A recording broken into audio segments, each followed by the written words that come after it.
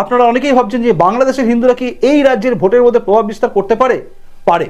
আপনাদের মনে আছে 2021 সালের নির্বাচনের পরে যেভাবে অত্যাচার হয়েছিল, যেভাবে জয় বাংলা স্লোগান দিয়ে যেভাবে সবুজ আবির মেখে আক্রমণ নামিয়ে আনা হয়েছিল বেছে বেছে বিজেপি করা হিন্দুদের ওপরে, এবং তার সঙ্গে সঙ্গে তৃণমূল করা বহু হিন্দুও বলেছে যে আমাদের ওপর আক্রমণ নেমে গেছে।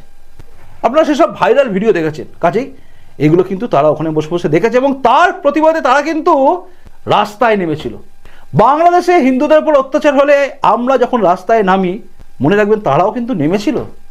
2021 নির্বাচনের পরে তারাও কিন্তু যে বাংলাদেশে থাকা হিন্দু জোট, তারা কিন্তু রাস্তায় বড় বড় প্ল্যাকার্ড নিয়ে দাঁড়িয়েছিল। এবং বাংলাদেশ শুধু নয়, বাংলাদেশ থাকা হিন্দু নয়, বাংলাদেশের হিন্দুরা যারা লন্ডনে আছেন, আমেরিকা আছেন, তারাও কিন্তু প্রতিবাদ করেছিল যে হিন্দু জেনোসাইড বলে।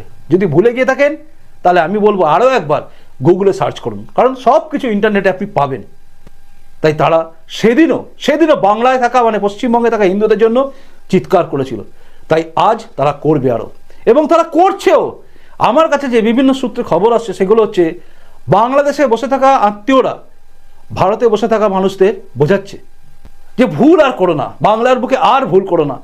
আমরা যে জায়গায় রয়েছি সেখানে আমাদের যদি বাঁচতে হয় তাহলে ভারতে আসতে হবে নিজের ধর্ম বাঁচাতে।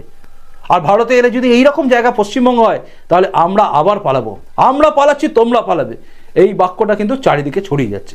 আর যত ছড়াচ্ছে তত বেশি তৃণমূলের ভোট ব্যাংকে থাবা পড়ছে। অর্থাৎ তৃণমূল কিন্তু আর ভোট ভাগ করে জেতার জায়গায় নেই। ম্যাক্সিমাম ভোট ইউনাইটেড হচ্ছে, এবং ইউনাইটেড হয়ে একটাই জায়গায় যাবে, সেটা হচ্ছে ভারতীয় জনতা পার্টি বা বিজেপি, এছাড়া কোনো রাস্তা নেই।